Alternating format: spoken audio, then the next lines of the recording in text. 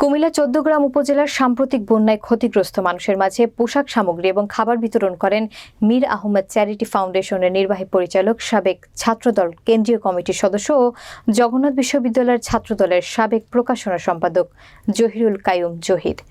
বিস্তারিত থাকছে ১৪গ্রাম প্রতিনিধি মোহাম্মদ শফিউল আলমের প্রতিবেদনে। রবিবার ও সোমবার দিনব্যাপী উপজেলার শুভপুর ইউনিয়নের বিভিন্ন গ্রামে পানিবন্দী অবস্থায় থাকা মানুষের বাড়ি বাড়ি গিয়ে এই ত্রাণ সামগ্রী বিতরণ করেন।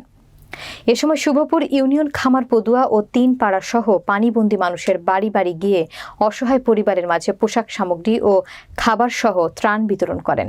বিতরণকালে জহিরুল কাইয়ুম জহির বলেন, আগামী রাষ্ট্রনায়ক তারেক রহমানের নির্দেশনায় মীর আহমেদ চ্যারিটি ফাউন্ডেশনের উদ্যোগে আমরা সবসময় অসহায় পরিবারের মাঝে বিভিন্ন সময় সহযোগিতা করে আসছি।